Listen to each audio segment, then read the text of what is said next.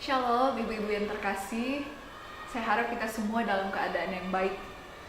Kita bersyukur boleh bersama-sama kembali mau memuji Tuhan dan juga merenungkan kebenaran firman Tuhan.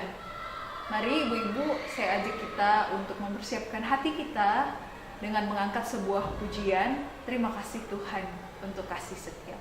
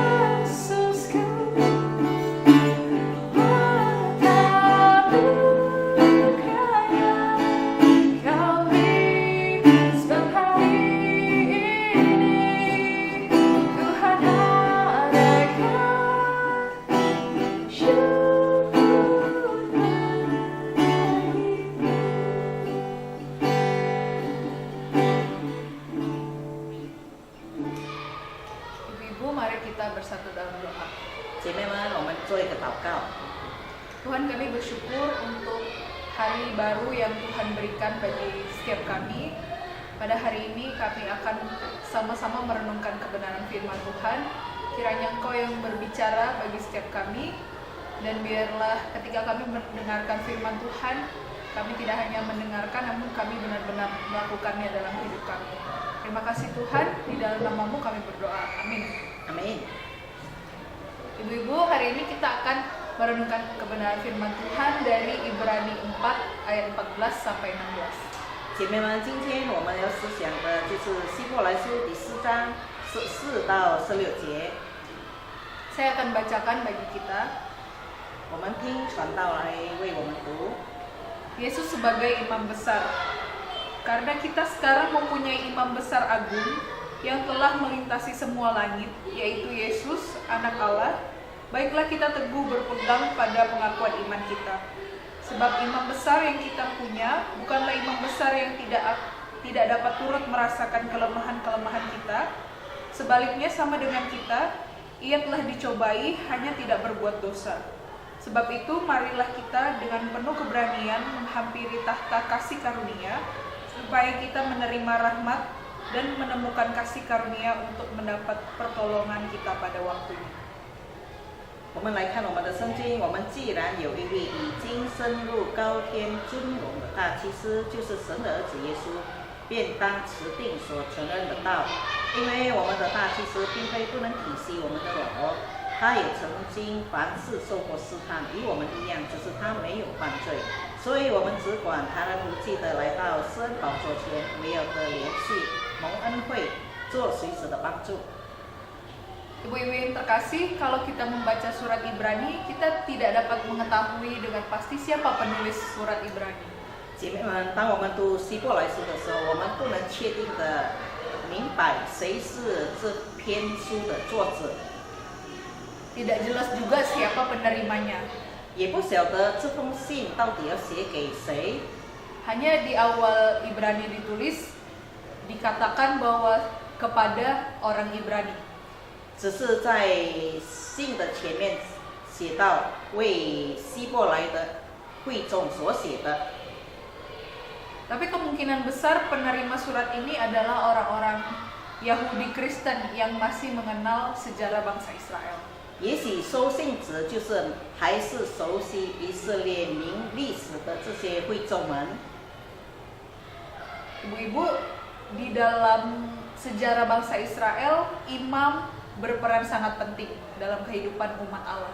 姐妹们，在旧约里，祭司是扮演很重要的角色。 Di dalam perjanjian lama, imam punya peran penting. 在旧约里，祭司是很重要的。 Mereka adalah orang-orang yang dikhususkan Allah dan diberikan peran sebagai perantara untuk menghubungkan Allah dengan umat Allah. 他们就是神所特别拣选的人，然后成为神与人之间的中保。 Kalau pada waktu itu ada umat Allah yang mau mengaku dosanya, 当时会众要承认他的罪的时候， mereka akan mempersembahkan korban bakaran melalui para imam.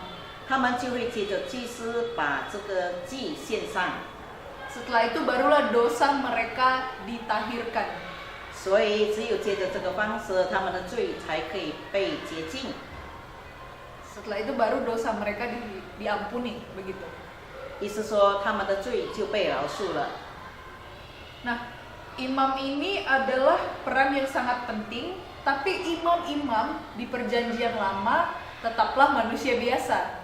祭司当时是非常重要的人物，但是他们同样也是普通的人。 Imam di perjanjian lama tidak sempurna. 旧约里的祭司其实是不完美的。 Para imam di perjanjian lama itu harus memberikan korban persembahan secara berulang-ulang. 他们本身也要不断的献祭，重复的献祭。 Bahkan mereka sendiri pun harus memberikan korban persembahan untuk penyucian dosa mereka. 甚至祭司本身，他也要为他的自己的罪而献上赎罪祭。 Tapi di surat Ibrani ini, penulis menekankan bahwa Yesus Kristus adalah imam besar agung. 但是在希伯来书里，我们可以看到，我们的主耶稣就是大祭司。 Yesus Kristus jauh melampaui imam-imam yang ada di perjanjian lama. 主耶稣超越了旧约里面所有的祭司， Karena dia bukan manusia biasa. 因为主耶稣不是普通的人， Dia mempersembahkan dirinya sendiri 他献上他自己， satu kali untuk selama-lamanya. 就是一次献上，但是是永远的，为了永恒的。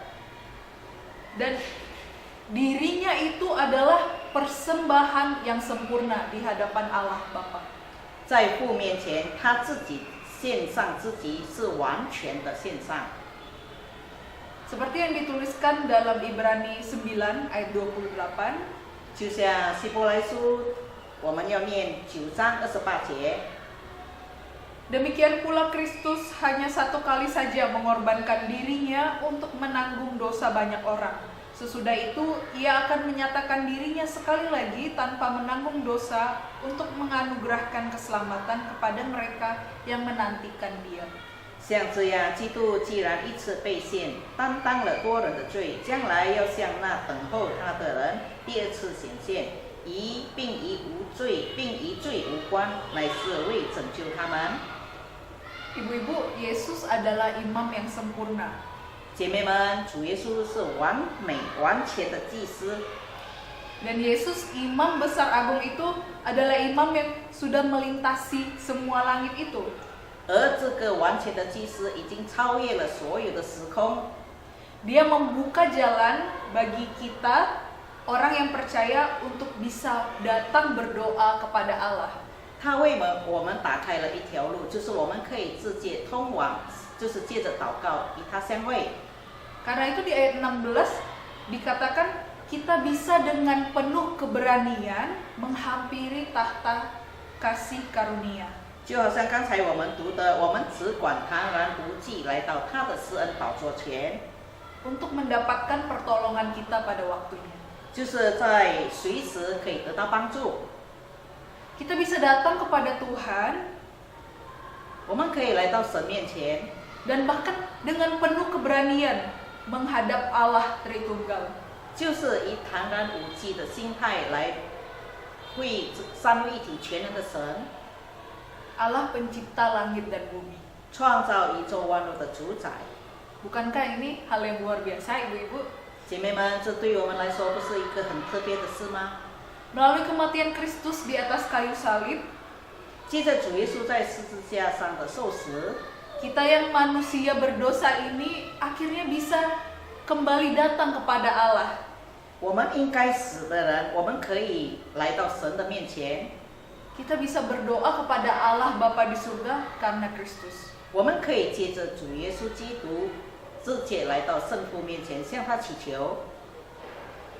Ibu-ibu, kita bisa berdoa kepada Tuhan, itu adalah sebuah anugerah. 姐妹们，我们可以直接的向神祈求祷告，这也是一个特大的恩典。 Tapi masalahnya seringkali kita menganggap hal itu biasa saja. 但是常常我们只当这个祷告是普通的、不重要的， Kita tidak menganggap doa sebagai hal yang utama. 我们不把祷告当成是主要的。 Mungkin kita sudah sering sekali berdoa di gereja, 也许我们在教会里常常祷告， setiap hari Minggu mungkin kita bisa menyaksikan ibadah di gereja, 每个星期我们可以参加崇拜会， kita bisa datang ke gereja, 可以直接的来到教会， sampai kita lupa bahwa kita bisa menghadap Tuhan itu adalah sebuah anugerah. 直到我们忘了、忽略了，我们能够朝拜神，其实这是特大的恩典。 Ibu-ibu, kapan terakhir kali kita datang kepada Tuhan di dalam doa? 姐妹们，什么时候是我们最后一次借着祷告来朝见神呢？ Dengan sikap yang tunduk di hadapan Tuhan, 就是有个顺服的心， dengan sikap yang hormat di hadapan Tuhan, 就是敬畏的心， dan bukan berdoa untuk memaksakan kehendak hati kita. 而不是因为要强烈的、强硬的把我们的需要向主说出来。 Ibu-ibu, di dalam satu hari ada 24 jam. 姐妹们，一天有24小时， Tapi di antara 24 jam itu ada berapa banyak waktu yang kita luangkan untuk kita berdoa di hadapan Tuhan. 但是在这么多的时间里，到底我们花了多少时间来向神祷告？ Ada berapa banyak waktu kita datang dengan kerinduan untuk mencari Tuhan. 我们到底花了多少时间以思念的心来寻找神呢？ Bukankah masih sangat jarang? 不是太少了吗？ Bukankah masih sangat sedikit sekali waktu yang kita luangkan untuk mencari Tuhan? 我们是不是不愿意花更多的时间来亲近神呢？ Melalui firman Tuhan hari ini kita diingatkan kembali bahwa kita bisa berdoa kepada Tuhan itu sebuah anugerah. 接着今天的信息，我们可以晓得，其实祷告是神给我们特大的恩典。 Kalau kita tahu berdoa adalah anugerah, 假如我们晓得祷告是恩典的话， bagaimana bisa kita punya hati yang menyepelekan doa? 那我们怎么可以这样的忽略过祷告呢？ Kita sebenarnya tidak layak, ibu-ibu. 姐妹们，其实我们在神面前是不配的， Tapi sekarang kita bisa leluasa dengan bebas berkomunikasi kepada Tuhan di dalam kesederhanaan kita, itu anugerah. 但是我们现在可以很简单的来朝拜神的话，来见神的话，这是一个特别的恩典。 Kristus terlebih dahulu telah mati. 主基督首先为我们死， Kematiannya itu membuka jalan bagi kita supaya kita bisa menghadap Allah. 他的死为我们打开一条道路，让我们可以直通，就是到神面前。 Kematian Kristus memulihkan kembali relasi kita dengan Allah.